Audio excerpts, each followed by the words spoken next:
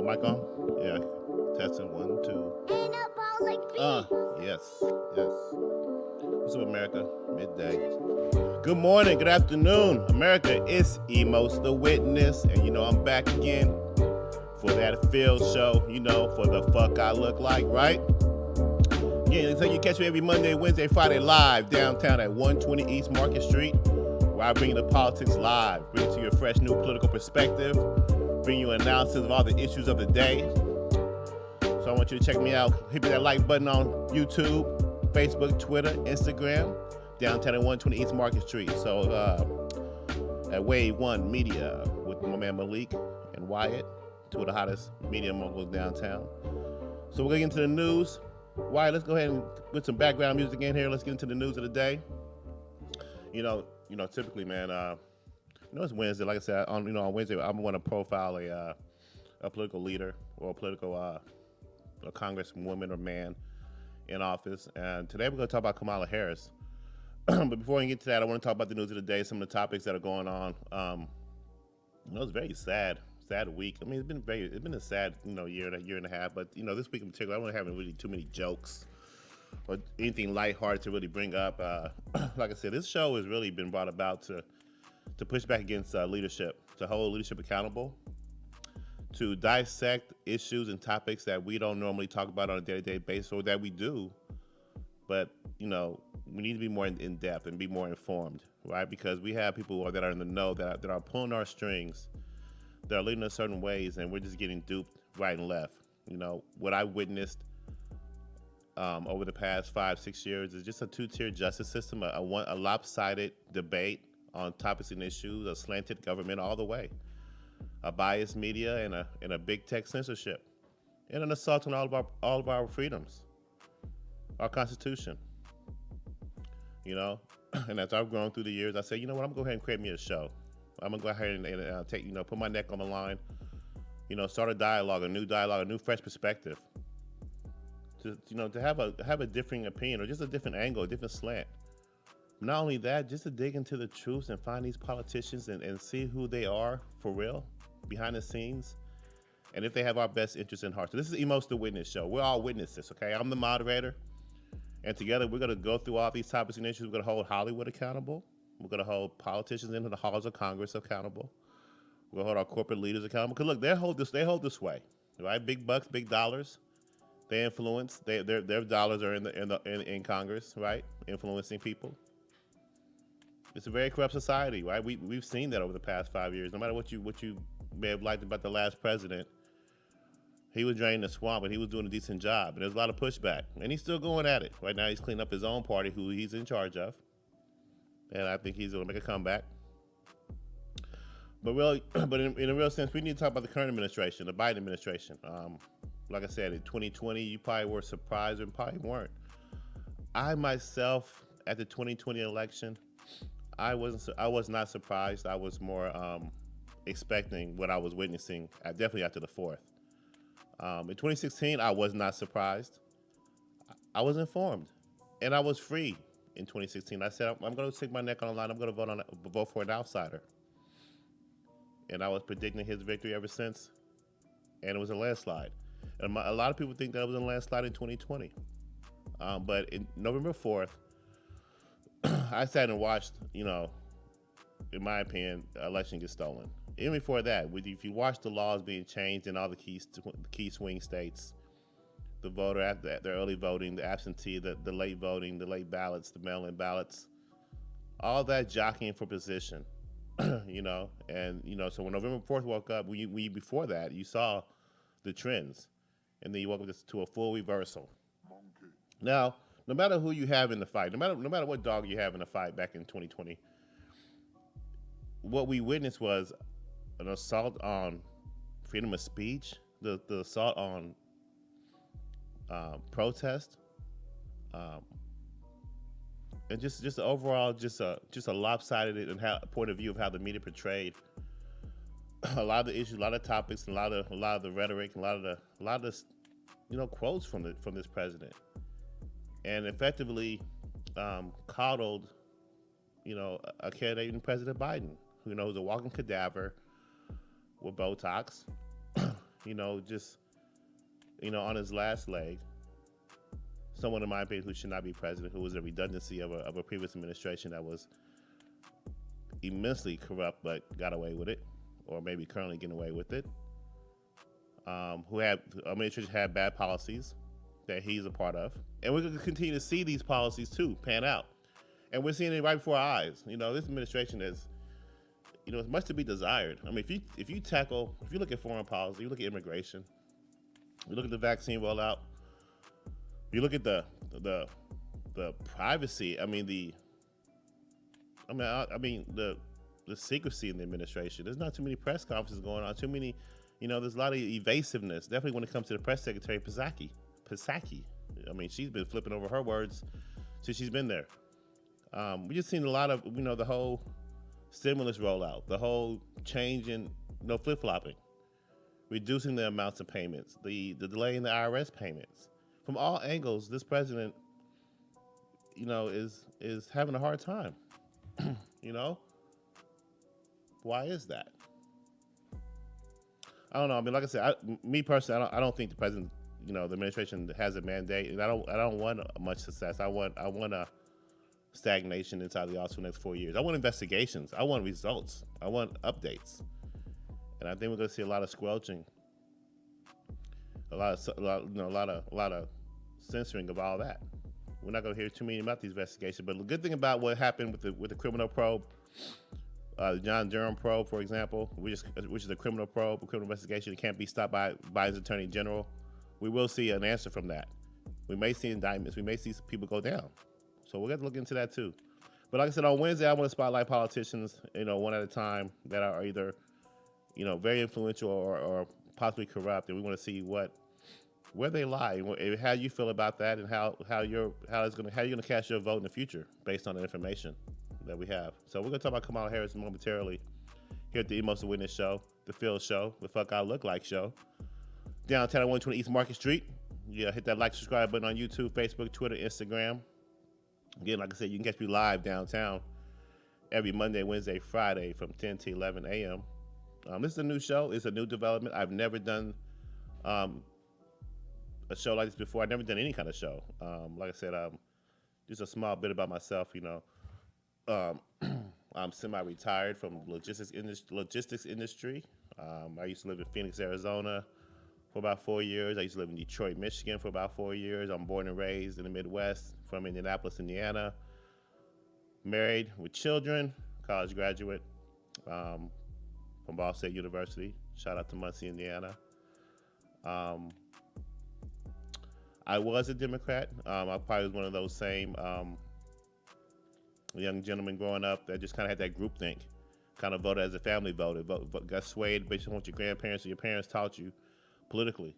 As a family, as a race, we've always voted Democrat. So but going through the years and developing my own viewpoints and things like that of that nature, coming out of college and having a family and just kind of doing a little bit of country traveling and living in different states, you change your perspectives and you get sick and tired of the bullshit, right?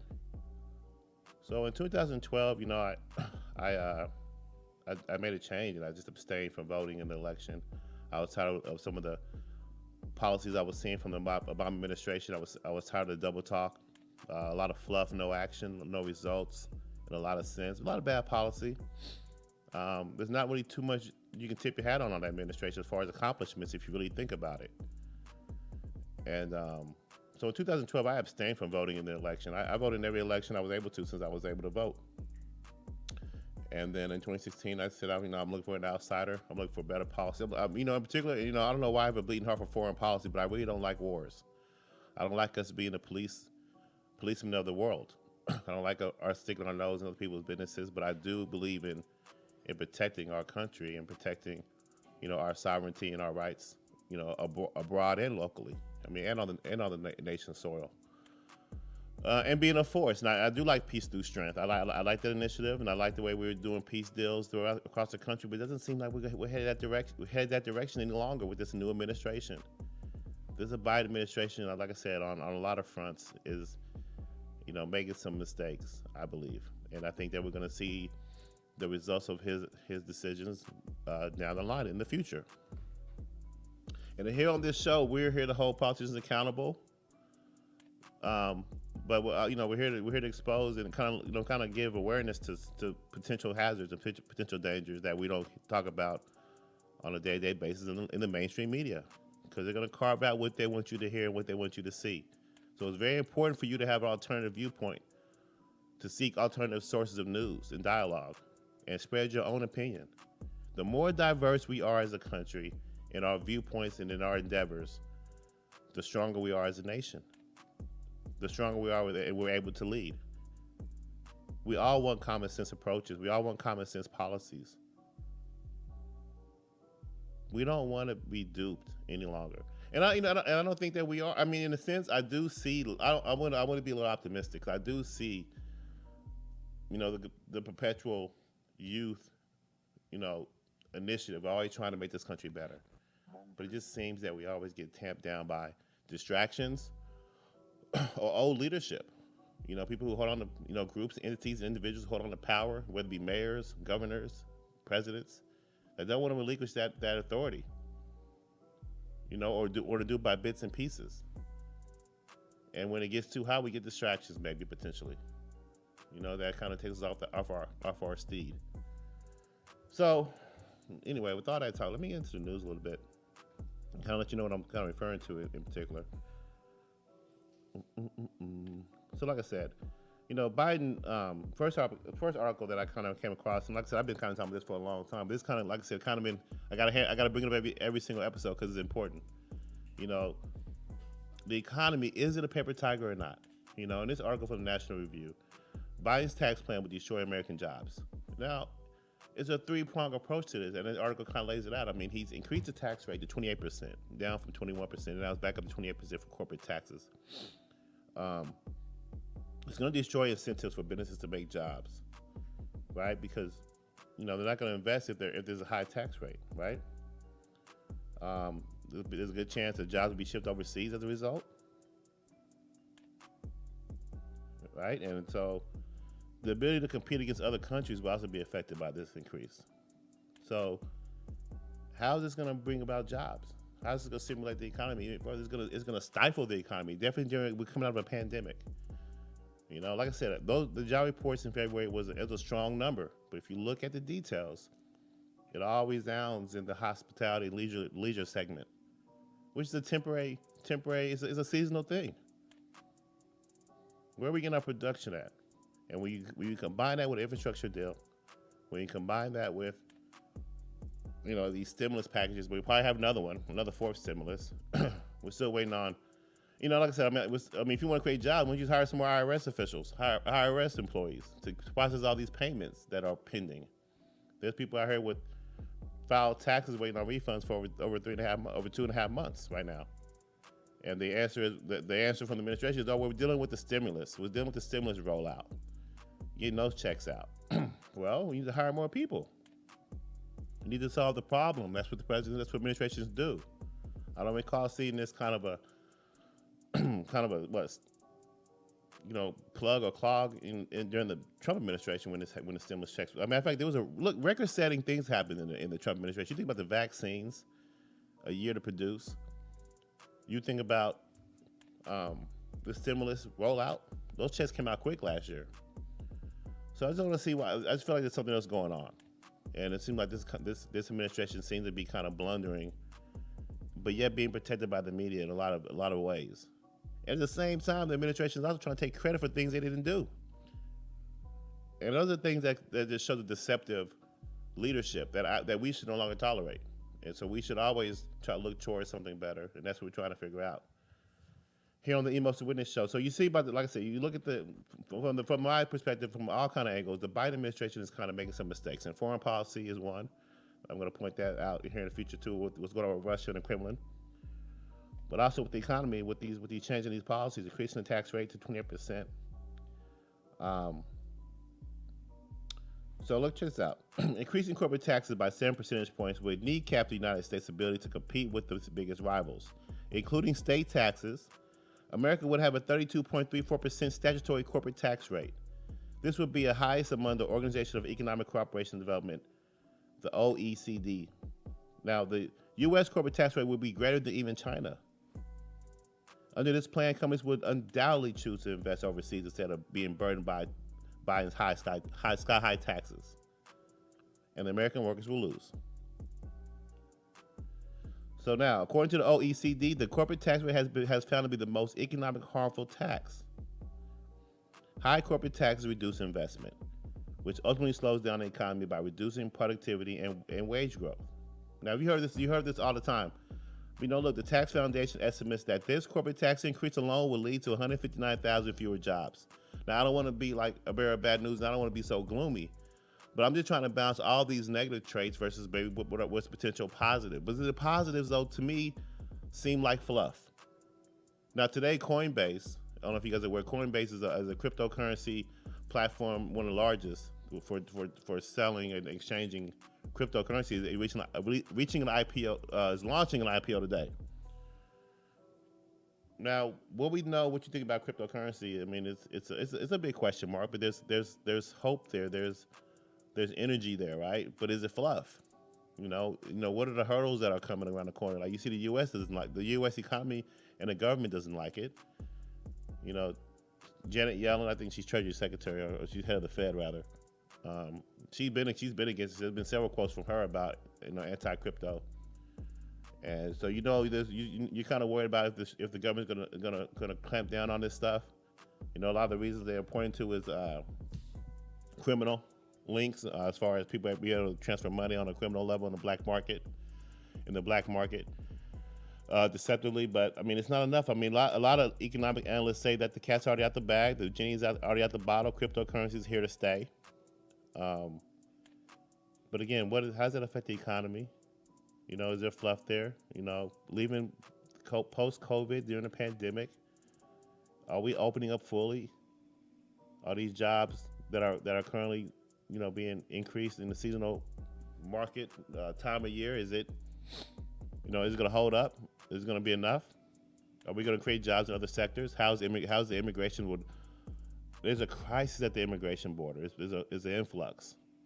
How does that weigh on our resources and our ability to raise wages? So all these factors, and you look at all the spending, and like I said, you look at the increase in the tax on the corporate level on Wall Street. What gives? Are we heading towards prosperity, or are we going back down to a nuclear winter? So all that remains to be seen. But when I look at the Biden administration, like I said, I look at all angles, including the economy and foreign policy and this vaccine. As you guys know, Johnson & Johnson has suspended its vaccine campaign as they've been reviewing these blood clots. 6 people out of 6.8 million who received it have died. Or let's read this article from My Bias America. Breaking news: CDC and FDA recommend stop using Johnson & Johnson vaccine, and that's been the case. The Food and Drug Administration are recommending a pause in the use of the Johnson & Johnson vaccine after reports of what they say is an extremely rare blood clot risk.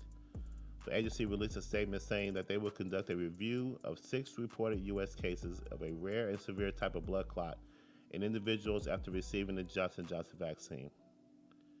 So they already administered 6.8 million doses. See, that's what I'm saying. I'm not trying to be no guinea pig. 6.8 million people done took this shot already. And then look, about a week later, there's blood clots. Now they say it's rare, but why take that gamble? Where, man, I don't know. When you look at the stats, like I said, the number of deaths, you compare it to the Spanish flu and other viruses over time, and you look at the history of the coronavirus development, you look at Dr. Fauci's history, you look at all the mixed messaging over the years regarding this vaccine, this virus, and this pandemic. You look at the political games being played. You look at the rivalries between all these drug companies trying to get the vaccine out the fastest. Now, AstraZeneca and Johnson & Johnson, they pretty much had used a different method for creating their vaccine, and that's where they're seeing where the source is of all their mishaps and all these illnesses that have been occurring. And you see Pfizer and Moderna still kind of pushing strong. So like, just kind of, like I said, if you're going to take the vaccine, in my opinion, I would go with Pfizer. But yeah, we're gonna try to keep you informed on what these vaccines are doing to people and who's in the lead. Sad to say. But a lot of countries are dropping AstraZeneca and Johnson & Johnson as a result of what's been going on, and they're researching the issue with the blood clots right now as we speak.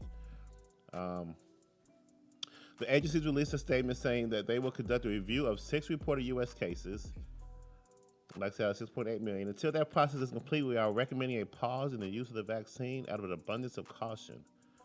The pause is a part to allow the healthcare provider community to be aware of a plan for the proper treatment required for this type of blood clot.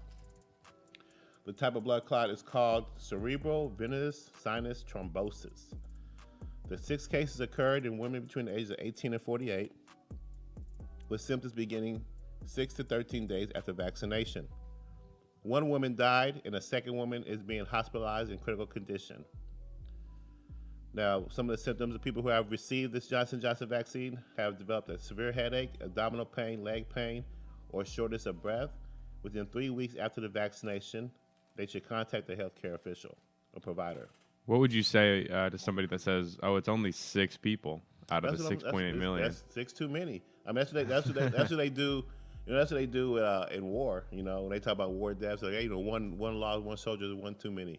You know what I mean? But it's just strange though when you read these articles. They do kind of point to that angle, like, hey, out of 6.8 million people, it's rare, extremely rare, and that's I actually read another article where it said we're blown out of proportion. That is a little weird. Yeah, you could go with the article. You could definitely go 2 sides with it. Yeah, and it's like so you just kind of, if there's even an increase in testing or increase in positive results, positive tests for the vaccine, they want to shut everything down.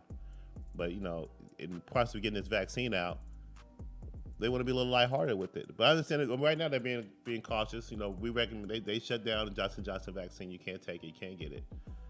But you just kind of, like I said, why be a guinea pig? Why? I don't think the risk is worth it. I just think the data has not shown yet.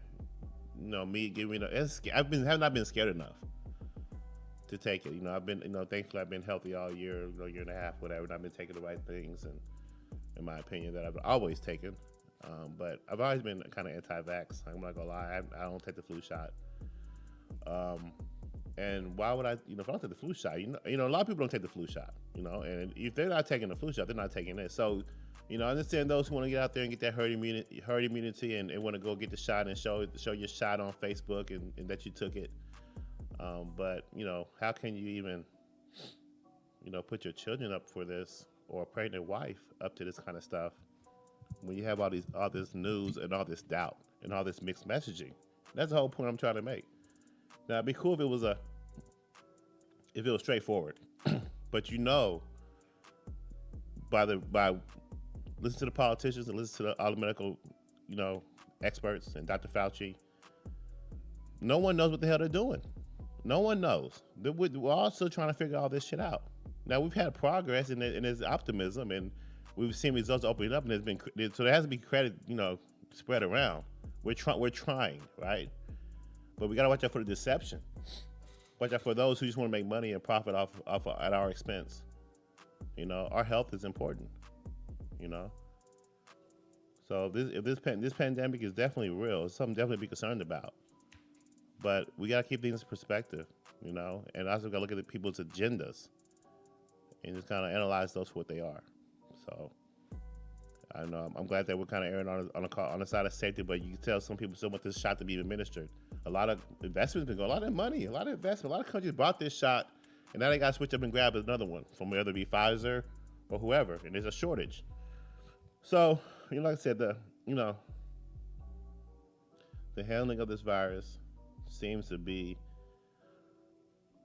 the handling of this pandemic seems to be a little, just a little off than what, as far as leadership is concerned, as what I've seen last year. Operation Warp Speed seemed like with the PPE, with just kind of streamlining the vaccines, getting them out there, the therapeutics. It seemed like we were just on a attack mode. And it's like with this new administration, man, everything's so like laid back. Everything is so like, things are slowly being fucked up, but at the same time, Well, at least we have peace. At least there's no rhetoric. At least there's no back and forth or arguing, or no just kind of, the climate is more peaceful as far as the dialogue, right? In politics, and that's what they want. They want to lull you to sleep. You go to sleep, and they pass all these laws and all these policies. Get away with all this corruption. The problem is they just got delayed. They had an outsider come in and wreck shop for about 4 years. And the Democrats and the news and everybody threw a pity party and got them out. Got them back out, and now they're back to doing their thing, and the media's back to being, all peaches and cream when it comes to leadership. They're not holding nobody accountable. Biden doesn't do any press conferences, barely. Kamala Harris just finally just did one. I don't think she has done one. She is she's leading. She was tapped to lead the immigration charge issue to solve it. She ain't been to the border yet. We don't hear anything about any kind of updates of what she's doing. She spoke to a few South American leaders over the phone, but there is a crisis at the border. It's being flooded with illegals. And we'll get into that.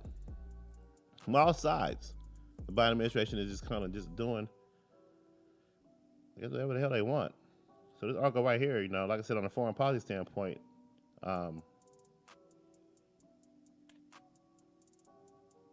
Biden says he will withdraw all U.S. troops from Afghanistan by September 11th. Now, again, like I told you, I am for stopping wars, and I'm tired of endless wars. And Afghanistan is the longest running war we've had in U.S. history, so it's glad to see that our troops are coming home. And what I want to acknowledge is that this credit goes to the Trump administration. The Trump administration has pushed for this peace deal with the Taliban before they left office. And the Biden administration tried to do a review of the plan or the deal, and basically, from reading this article, the Taliban said, if you touch this deal, we're gonna fuck you up. This deal's in the works, it's done. Let the deal pass, and quit trying to get credit for something you didn't do. And let's have a peace deal. So look at this. It just kind of, like I said, it's kind of deceptive. Biden said he'll withdraw all troops, but that was already in progress. So let me see. The announcement is anticipated on Wednesday. Donald Trump administration negotiated a May 1st exit with the Taliban. The U.S. began effort to take down the Taliban after the September 11, 2001 attacks. Withdrawal was negotiated with Taliban forces. Currently, see, that's just a plain sentence. Let's say the withdrawal was negotiated with Taliban forces by the Trump administration. There's currently 2,500 U.S. troops there, and 2,300 American troops have died. Biden may also publicly announce his decision. Senate Majority Leader Mitch McConnell said the administration plans to turn tail. And see, that's the problem I have with the Republicans, right? And again, like I said, I am not a Republican. I'm not a Democrat. If you want to give me something, if you want to give me a title, say I'm independent. But I'm for any leader who has the people's best interests and policies that make sense, common sense policies and approaches that better society and that minimizes the opportunity for corruption and nepotism in our leadership. But Mitch McConnell is an example of that establishment Republican, Lindsey Graham. They don't want this to happen. Turning tail, how many years have we been out there? It's the longest lasting war in U.S. history. And frankly, from following it, other than catching Osama bin Laden, which, some could say he was CIA operative. Man was chilling next to the Pakistani military base in the house, chilling for years. That's where he was. And you look at that history of the war in Afghanistan. We've had our victory, we had our little battles of victories, but we had a lot of losses. You think about like the Navy SEAL, that helicopter going down. You think about just very different battles that we've maintained Afghanistan. We've policed that country. We've built a big ass base. We paved roads, and like most of our interventions that we've done irresponsibly, we're going to come out with nothing but empty pockets. Nothing to show for it. But a lot of American deaths, a lot of injuries, a lot of vets coming home with a lot of issues to deal with. And it's just kind of sad. It's really upsetting when you think about it. And you got Republicans like Mitch McConnell and Lindsey Graham that want to play politics with this and want to, continue to feed the war machine in their pockets. and say stuff like this, turning tail. Okay. Then you take your ass out there and you turn tail. You pick your tail up and go out there and show us how I was done, Mitchie, Lindsay. And that's why I say the Republicans will probably never get back in power if they keep this up. If Donald Trump is not effective in weeding out his party, he's going to continue to be sabotaged by these people, the likes of Mitch McConnell, Mitt Romney, Jeff Sessions. All these people are not always in his corner just because they have the Republican title. He used the Republican Party as a party to win the presidency. But Donald Trump's playing chess. He's playing the game for what it is. And right now he's cleaning up that Republican Party who he has control over. He's bringing in new leadership and he's calling out old leadership.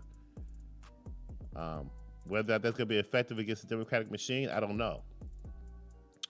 What I do know is the Republicans are in trouble because right now, as you know, the Democrats hold all three branches of government, and they're just better at playing the game politically. They're way better. They're better at toting the line and walking the edges of the law and even changing the law, as you saw in 2020. And Democrats, and also just the way they just slander, the way they promote themselves, and how they're deceitful in their words, and how they take credit. Republicans are they're not good at doing that. Not only do they have to battle the media and battle different entities and stalwarts that aren't in their favor, they have to deal with that old stigmatism, right? Where it's the old white party, the old white Republican Party. They're not diverse. They're greedy. They're racist, right?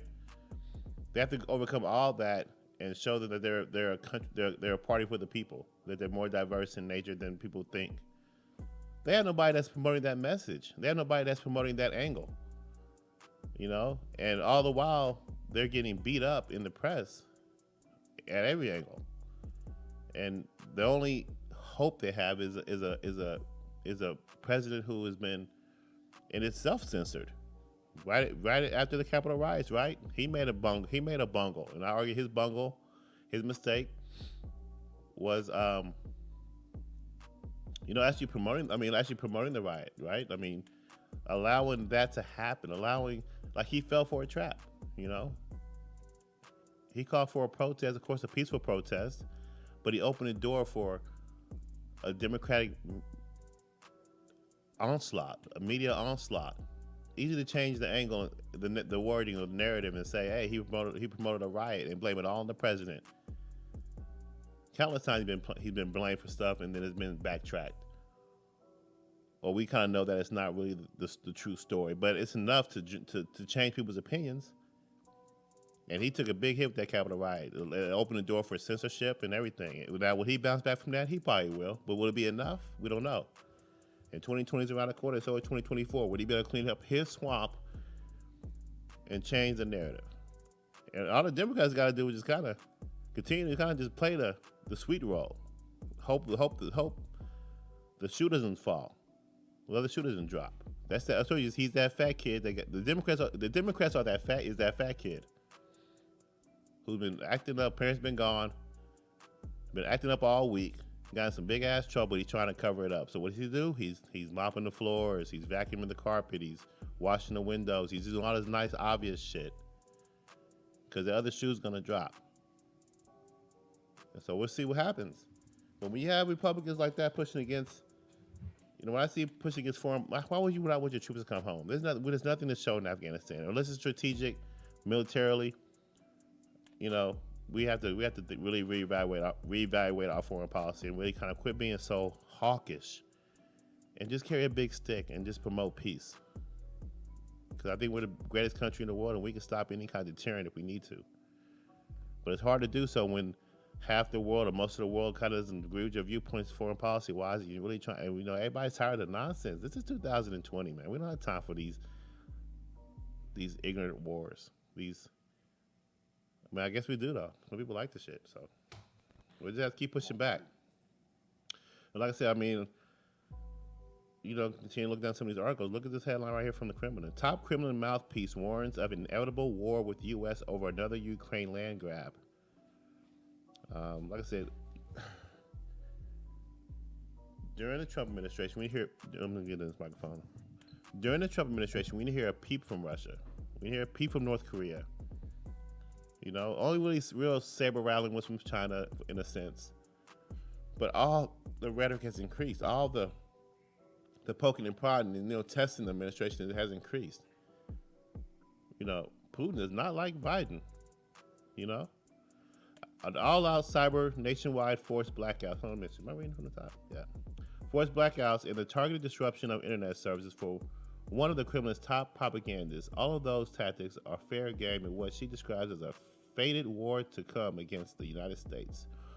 Quote from Margaret Simonyan. She goes, she's the editor-in-chief of the state-funded Russian media outlet RT and Sputnik. War with the U.S. is inevitable. She believes that conflict will break out when, not if, Vladimir Putin moves to seize more territory in Ukraine. Now, kind of history on this is Ukraine. Crimea, I think it was Crimea and I don't know the other word, but Crimea is a main port. It's like a main seaport in the Caspian Sea. Back in the Obama administration, the Putin invaded Ukraine. Those two key strategic areas, Crimea and another little segment of the country, and it's been an issue since. And it seems like every time, well, actually this time, when a Democratic administration is in power, Putin seems to make his move militarily in this region. You know, just that chess piece move in Eastern Europe to take a little bit of power, but a lot of resources. A pipeline issue there. The separatists in Ukraine and in Crimea are pro-Russian, but you have the balance of, you have NATO trying to kind of thwart these maneuvers, and at this point it's coming to an head. This has been going on for about 8 years, 9-10 years now, where Obama drew that red line, and Putin, he crossed it, and he's been kind of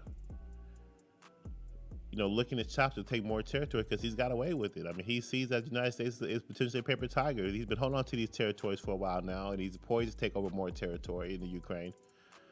And there's been troop and military maneuvers in the area, and he's poised to pounce, and we're going to see our response. And from these headlines and from what I've been reading, it seems like Putin is not too scared of the administration at all. Biden wanted to have a summit to talk about these issues in Eastern Europe, and Putin ignored it and scoffed at it, declined.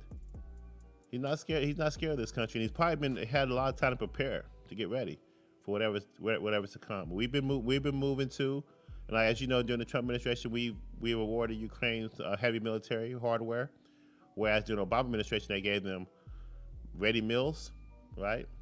Light warfare, light hardware, mask is what they gave them. And when the Trump administration came through, they gave that hard military hardware to Ukraine, and the military and the people, to be a real deterrent to fight back against Russia intervention. But now we see an aggressive Russia now, right? Look at this next article headline. Russia calls U.S. an adversary, warns its warships to avoid Crimea. Now, you didn't call us an adversary during the Trump administration. Now you call us an adversary now? Got the gumption. Why you got the gumption now? You didn't have it earlier. See, they don't respect this administration like they didn't respect the Obama administration. There's no strength there. There's no. Look. You look at the immigration issue. Look at the border. We have a lot of weakness exposed. We're stretched thin. Look at China. We're all over the place. We're trying to bring troops home. We're trying to send troops here, there. Will the Middle East peace plan stick? The Abraham Accords? You see Israel being aggressive against Iran? Continue to be, rather? Where do we land in all that? This administration is pro-Iran. Nuclear deal, they want to put it back on the table. So there's that anti-Israel, right? Everything's reversed from the previous administration. What does that hold for us in the future? I have to bring these angles to you because it's all a big picture effect here at the Most to Witness show, the Phil Show. Every Monday, Wednesday, Friday from 10 to 11 a.m. Hit that like, subscribe button on YouTube, Facebook, Twitter, Instagram. We're trying to bring you this new show live with new political perspective, y'all, to have a good dialogue and really change the sway and change the ebbs and flows of this country. That's what we're trying to do. But the Biden administration is reversing everything. How's that whole? What's the big the big picture from the result from all that? And we look at our economic angles, look at the economy and the policy that we're passing there. Look at our social issues. You know, the police shooting, the police killings.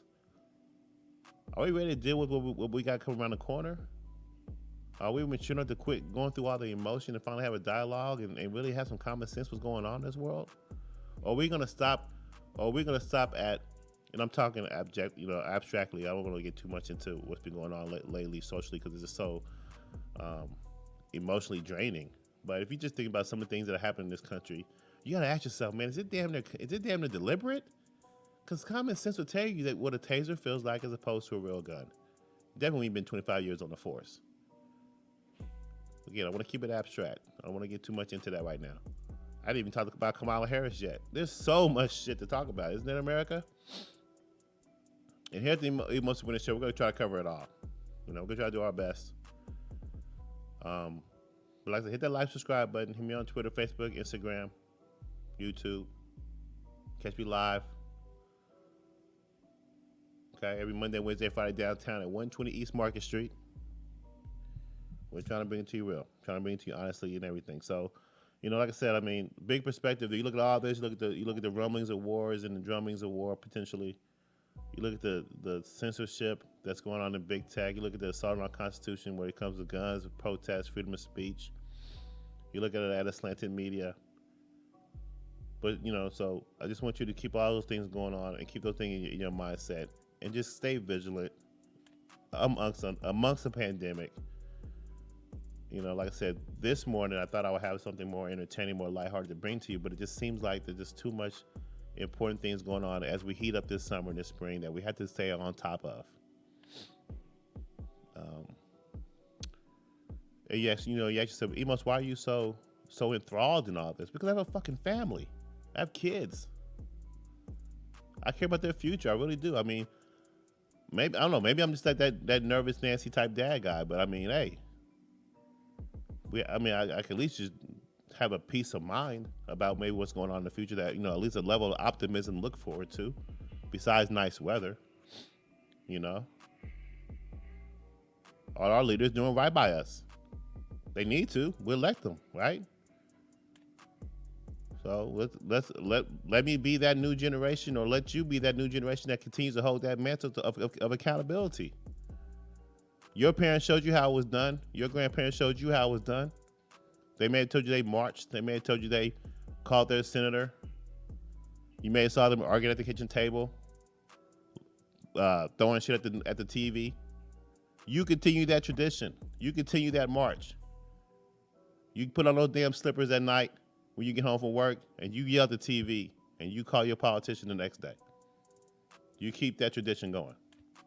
Because if you don't, your life and your freedoms will be run rampant upon. It's a natural progression. It's a natural human nature to consume power and be reckless with it. To what level? Don't matter. But it does happen. It does happen. It does occur. Even the sweetest saint is influenced by just a little bit of power. Corrupted by a little bit of power. Such a powerful tool. So here, let's try to regulate it. Let's try to regulate it here at the Emotional Winner Show. Let's try to keep people honest and open about everything. So, but you know, it's not. That's why I keep wearing this fucking mask, because no one's ready to really. I mean, I got the full shield on. It's because, you know, I got to protect the weak. Got to protect the innocent. The world is too nutty and crazy. So, you know, like I said, man, it's 11:15. Kamala Harris. Now, I've been researching Kamala Harris for a couple weeks now. I've been studying her since she came on our radar back in the Senate confirmation hearings.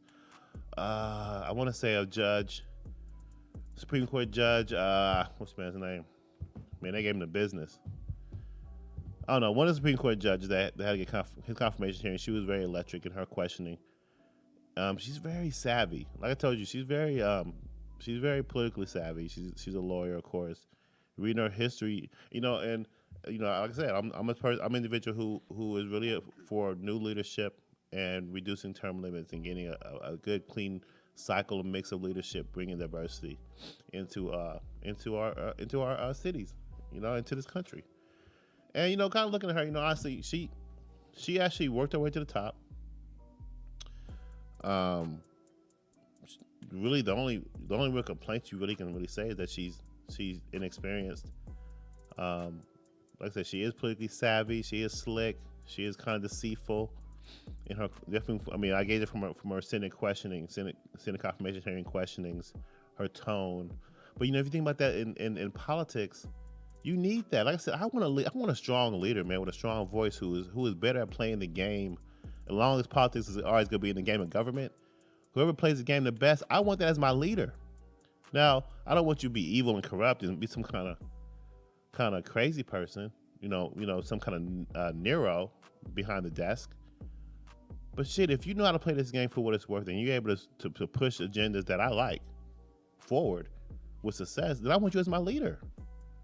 Well, I don't want some kind of puppet or some kind of dupe. I want a strong voice. That's what we had the last 4 years, no matter you like it or not. We had a General Patton. Now, I think we got Papa Smurf, personally, right now. And you gotta think about it. If he kicks the bucket, she's next in line. So you gotta kind of know more about who this person is. So I'm trying to balance out the need of new leadership plus just the right leadership. Looking at her policies, she's a Democrat, so she has a lot of liberal views. While she was Attorney General in California, she's very strong on convictions and gun laws as it relates to criminals and really hitting criminals hard when it comes to violent offenses when it comes to guns. And I'm for that. She's an anti-death penalty. I'm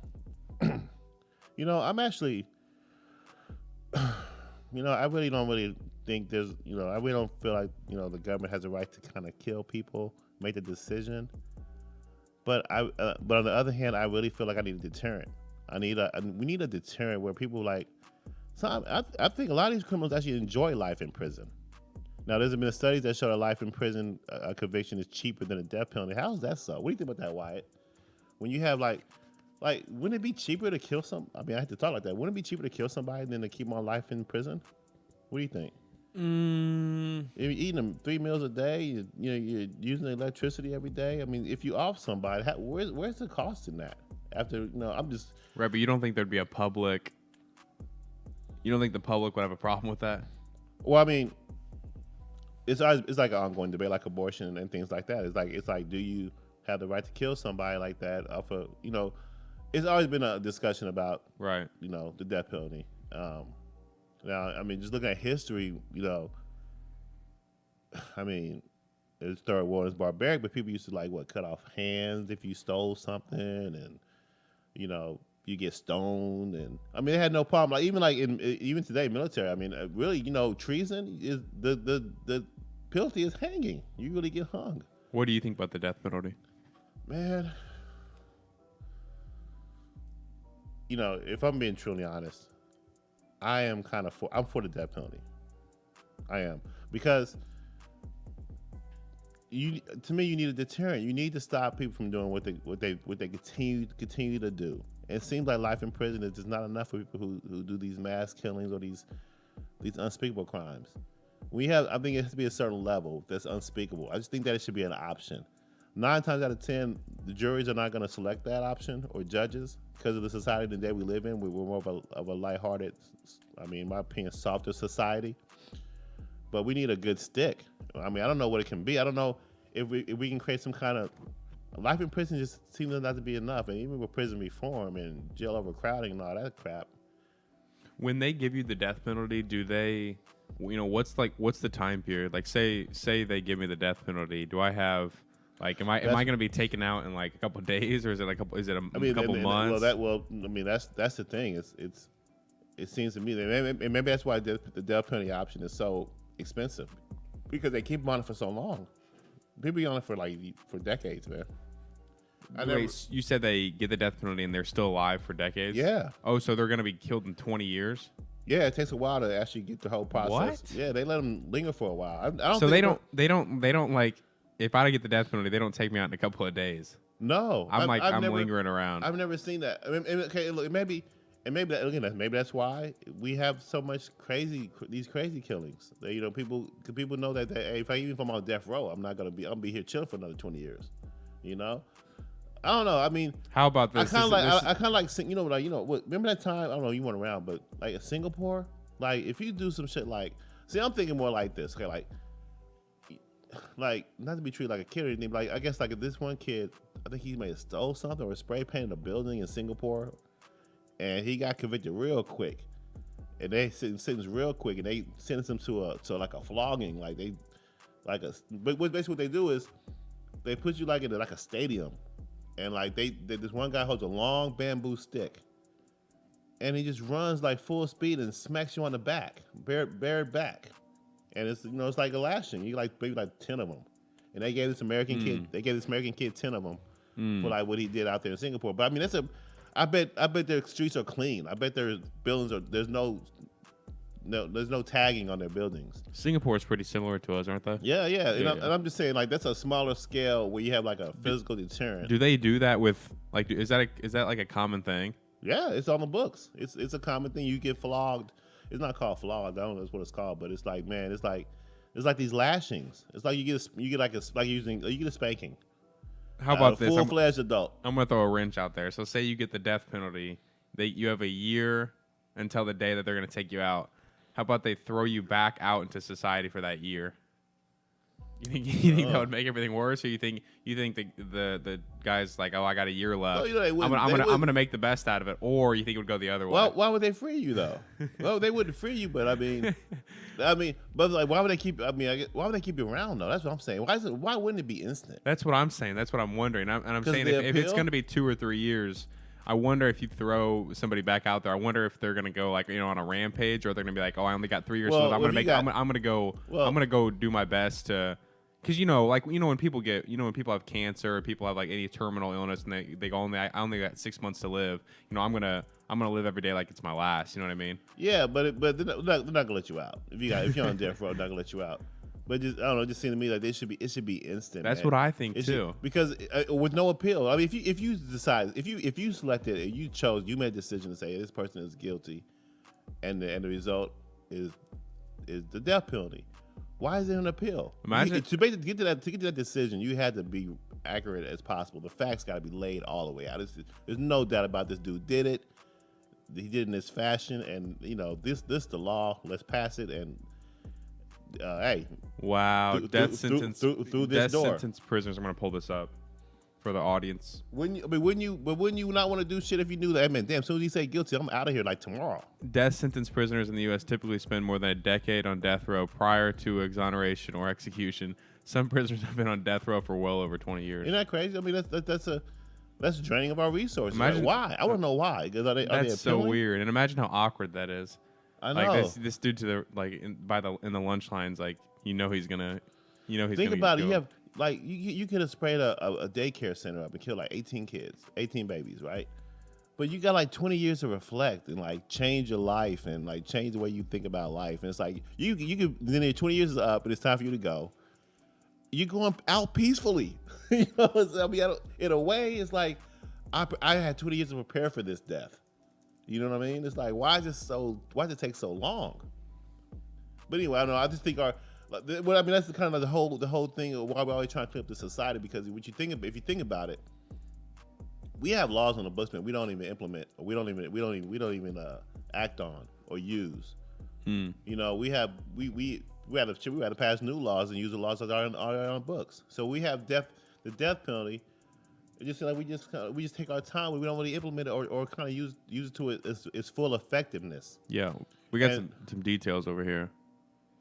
In the United States, prisoners may wait many years before execution can be carried out due to the complex and time-consuming appeal procedures mandated in the jurisdiction. Nearly a quarter of inmates on death row in the U.S. die of natural causes while waiting execution. Yeah, because they just keep on the pills. So maybe our appeal process probably needs to be kind of streamlined or cleaned up when it comes to the death penalty. What's the point of putting someone on a death row if they can just appeal for 20 years? And it's like, well, I'll tell you one thing too. I mean, just kind of make it simple. If there's any technicality that's legit, then take it off the table. Take the death penalty off the table and make it life in prison. if there's any seeding of doubt. But this person confesses, and we have all this detail and evidence and all these, you know, just all these details. Hey, you did it. Why are we wait? What are we waiting for? You know, I don't know how we jumped to that from Kamala Harris, but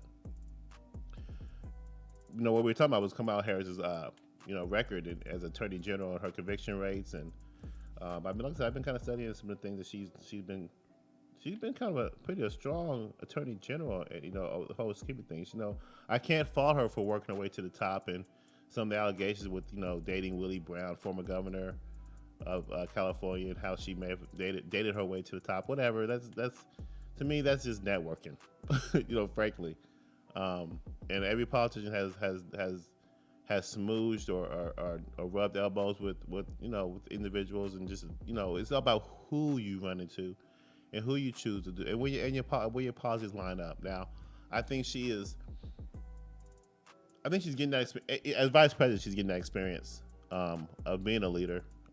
So she's thrown into the fire, and I'm sitting there like, how can I really complain about how young she is when I'm touting new leadership in government, But like I said, when she interviewed Brett Kavanaugh, when the confirmation hearing for Brett Kavanaugh, she was very deceptive, very in her questioning. But it was a political thing. It was a political show. We all knew he was gonna get confirmed. But I'm saying that's the part I don't like, because she does have a tendency to see the people with her rhetoric, and then she's very quiet. She hasn't given many press conferences, and she hasn't really taken the leadership under the immigration issue that she's been tapped to lead. And that first impression is important, and it looks like that if she's going to be the next person in line, she kind of has to show her chops in some kind of way, not just be we shouldn't see these parade magazines and talk about her home and her fashion. I mean, that's first lady stuff. Let me see your foreign policy chops. Let me see your true positions. Not to hear you say "we hear you" when it comes to social issues, when it comes to Asian Americans or Black Americans.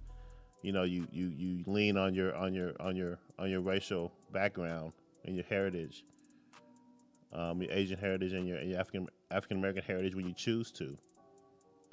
That all shows me signs of deception. So I'm gonna kind of watch those things, how she plays the political game. She's very good at playing the political game very well. But I'm waiting to see about her policy. I know she's anti-gun. To what extent, I don't know. But when it comes to criminal behavior involving guns, she's very harsh, and that's good. I'm fine with that. But as far as taking away our guns, I'm waiting to see how she handles that policy in particular. But yeah, she's in charge of immigration, and right now immigration is being, is an issue. It's a big problem, and we haven't heard her voice yet about on the matter, and we're looking to see more about that. But Kamala Harris, she was born on October 20th. She's an American politician and attorney, and she's the 49th vice president. She's a Democrat. She was the United States Senator from 2017 to 2021. She took over Dianne Feinstein's position, I believe, when she decided not to run anymore. She was born in Oakland, California. She graduated in Howard University. She went on to Hastings College of Law. She also graduated from the University of California, UC.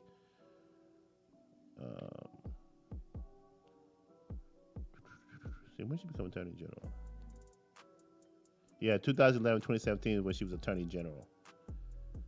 Again, like I said, her mom was a biologist. Shamala Gopalan, I believe she's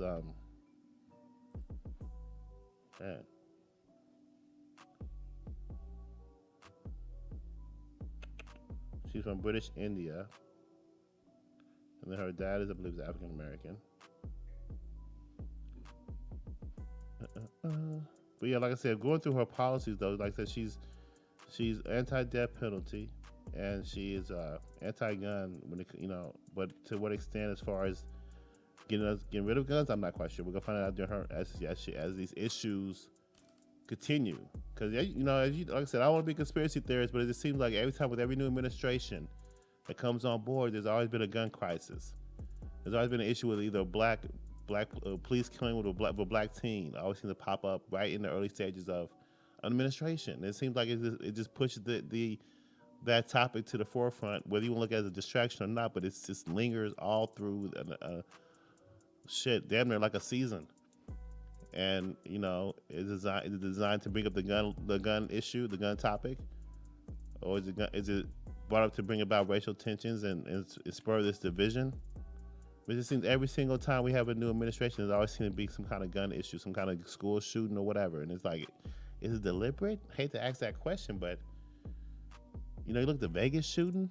Remember that when Trump came in office, the motherfucker was spraying down from Mandalay Bay into a concert crowd. What happened with that?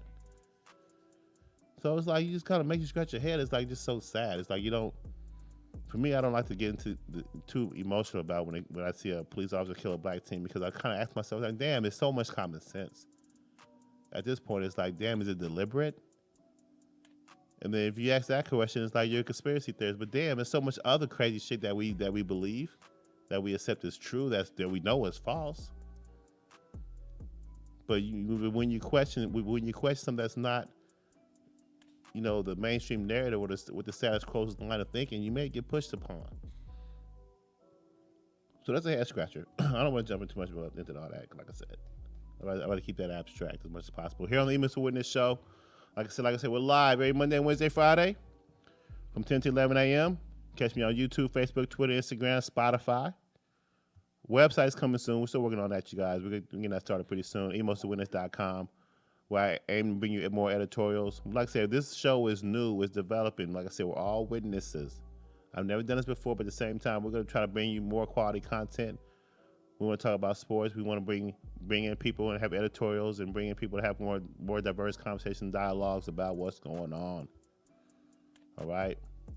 So I know you're tired of going home and saying, what the fuck I look like? What the fuck is this about? They think I'm an idiot? They think I'm stupid? I can't accept this as true.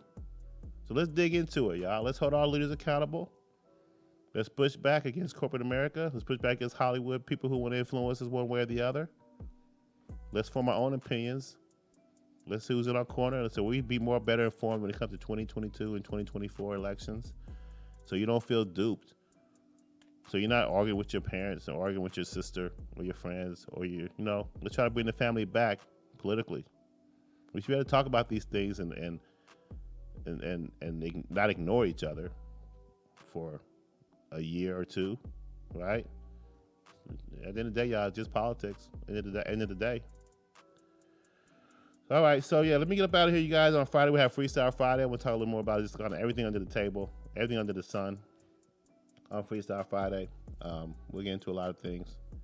And I didn't really get to talk about what Kamala Harris.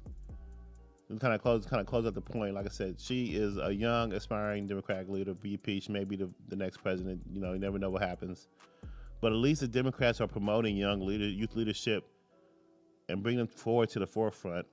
And you look at the Republicans. You still got a lot of pushback from establishments. They're not all together. You got John Boehner with a book out, just trashing, Lindsey, just trashing various party leaders like Ted Cruz. You got Trump still mocking Michelle Obama. Still making fiery brand speeches, which I think are needed, but he has to be more smooth around the edges with this time around. You got to bring that women vote back, that suburban women vote back. I know you're trying to clean up your party, but you're doing it in a manner that may not be enough. Where Matt Gaetz is damn near a teen pedophile. What they're promoting in the news right now.